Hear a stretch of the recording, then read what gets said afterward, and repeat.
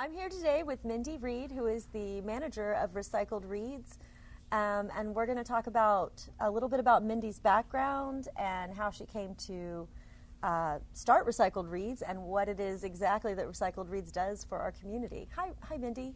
Hi, Kanya. Thank you for coming. We are always happy to have folks here. So I have been in Austin a little over 33 years. I grew up on the East Coast. And actually started in college as a music major and was very involved in theater and music up until probably my sophomore year in college when I was at Kansas State University, and I changed majors and I was an English major and a business minor. And after I graduated from college and was working on my first master's degree, I ended up working in the high-tech industry. So I was in high-tech for about 20 years, and when I came to Austin, worked for Dell Computer for many years.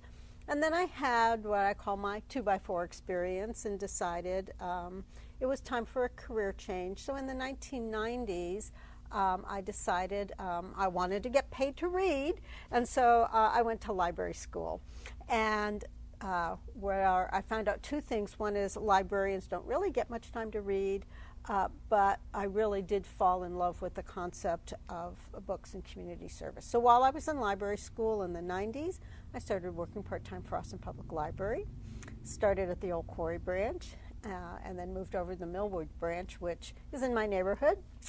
And about a little over 8 years ago was approached with this idea of doing something different with the books that were being weeded out of the Austin Public Library collection. And what prompted that? So the books were being weeded out of the collection, and so that was in the days of what we called the monster book sale, the annual book sale. But I like to say to people that books are like lettuce. They have a shelf life. So if you think about books that people are very interested in, that maybe have some timeliness to them, to keep them in storage for almost a year and then pull them out, and then you're renting a facility and you're renting all of the tables and everything that goes into it, and you're having to get volunteers. And so doing an annual book sale not only is a big production, but it wasn't giving us the greatest value that we could get out of the books that were being weeded from the library collection. So we had this concept of, what if we did this all year round? What if we made the books available to the public all year round? And so that was kind of the genesis of having a Recycled Reads used retail bookstore. And Burnett Road, which is now almost like South Congress with the various thrift stores and restaurants and even food trucks coming, is really a great place for a reuse shop. About 3 months into the enterprise, though, so when I knew I was going to get the job, I was like, oh, great, I'm going to be like Meg Ryan and You Got Mail. I'm going to have this dusty little bookstore, and it's going to be great. But about 3 months into it, it became very clear to me that if I didn't have a plan for what to do with the materials that we couldn't sell, they were damaged, they were so out of date, there were so many multiple copies, that we weren't going to be able to continue doing this. And so that's when we realized, as well as having the resale portion, we had to have a reuse, repurposing, and a recycling plan as well in order to keep the inventory turning. Okay, and so so it originally came out of the idea that you were going to sell the books that were weeded from the library's collection all year round. When was it that you decided to accept donations from the public for the So the Reads? library has always been willing to take donations from the public. To the best of their ability, they would put those into the annual book sale as well. But again, you're just storing things for a long time. We do work with ACCS regarding what can be put into the collection. So there is some scrutiny on that. But we wanted the public to know that they could bring their books here. And one of the services that people love so much about Recycled Reads is not only the bookstore portion, not only the book sale, but there is a place they're moving their parents into assisted living, they're moving out of town, their kids just graduated from college, all kinds of reasons that people are bringing their collections to us, their books, their DVDs, their VHS tapes, their vinyl records, and they thank us week after week. Thank you for providing this service, because they know that when they bring the materials here, nothing is going to be put into the landfill, and that we're going to find a way to handle the material responsibly. So it's it's a wonderful discovery when we realized that there was this kind of need for this service in our community. Wonderful. So everything that comes into Recycled Reads, either from the library, that is weeded out of the library's collection, or from the public, everything is either resold or reused as building material or as art, or right. So reuse, repurpose, and recycle are the three tenets. So reuse, of course, has to do not only with our book sales, but with our book crafting program, whether we're doing book art, folded books. We have a very monitored recycling program with our recycling partners, that where we can spot check any time down the line that they are finding other uses for the books that they take from us to recycle, whether it be backing for carpet fibers or building material or turned into paper, but nothing is getting thrown away. Wonderful. And so you do a lot of other types of programs here at Recycled Reads. Absolutely. Tell me about that. So we're a really community space, which we're so excited about. We have this big open sales floor with the furniture that's modular. So we have one of the most successful open mic programs, poetry programs in the city. Our open mic poetry is the first Sunday of every month. Open to anybody that wants to come, recite a poem, listen. It's very interactive. It's really wonderful.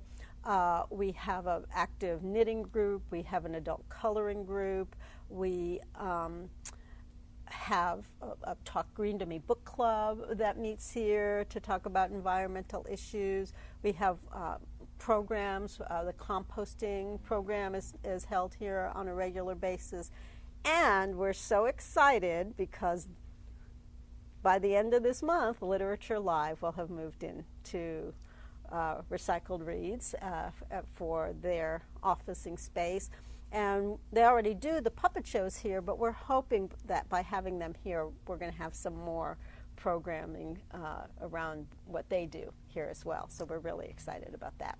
That's great. Yeah, it seems like a perfect fit. And, you know, while we're talking about all the community services and community programs that you provide, I just want to say that, again, that this is located in an area that is super bikeable, walkable. It's a thriving community. There's a coffee shop nearby. There's fun little places to eat and to shop, and it's really easy to get to by bus or by bike. Right, or on foot if you live yeah. nearby. Yes, a lot of people do bike here. The number 3 and the 803 stop right in front of the store. And you just never know what you're going to find when you walk in here, not only in books, but the Pecan Street Brass Ensemble rehearses here the last Sunday of every month. So you might walk in and hear a brass band, or you might walk in and hear folk singers or poetry reading. So it's really very vibrant. And we also encourage people. There are people that come and they just want to pull a book off the shelf and sit and read, and that's totally okay too. Yeah, I see that you have some sitting spaces, some kind of reflective, quiet areas, which is great. And then the other thing that blows me away is how inexpensive the books are. I mean, for somebody on a budget, especially teachers, parents, you know, it's a great place to come and get a lot of books for a little bit of money. Also, just, of course, voracious readers. Exactly. So the hardcover books are $2. The softcover books are $1. All children's books are 50 cents. We even have 25-cent clearance books for kids, some 50 cents clearance books for grown-ups. We do also have a collectibles area for people that might be looking for something, you know, a little special that are priced in the range where people can afford to start collecting books if they want. Right, and then we should also mention that all of the programs that are taking place here are free and open to the public. Everything so no is charge for that. No charge for that. And I also want to mention that all the money that we collect goes directly to the Austin Public Library. That's right. So the you're funds- spending wisely. Yes, exactly. So you're really stretching. So the dollars that are spent to procure the materials for the library, we're stretching those dollars even farther by making them available to the public at such a great price. Absolutely. And just a little known fact is that a lot of people think, oh, well, I support the library because I turned my books in late and I pay my library fees. Well, that money actually doesn't go directly to the library. It goes back into the city's general fund. But when you spend money at Recycled Reads, it goes directly back to the Austin Public Library And I tell system. you, a lot of people use Recycled Reads kind of as a lending library. They like the fact that they can come in, they can pay $1 for a book, they don't have to worry about when they get it back, but they do donate it back. A lot of people come, they get the books they want, they have the time they want to read it, and then they donate it back, and we get to sell it again. And so yeah, that's how some people use us. So yeah, and it seems like a great place to stock up your little free library in front of your A lot house. of people do that. We have many customers that tell us about that. We have also surrounding communities, smaller communities. After the fires, people came in and got books to restock the Bastrop Library. Oh, and wow. we have folks from the Manor Library that'll come in looking for particular things to put in their libraries. So yeah, we're kind of helping Central Texas too.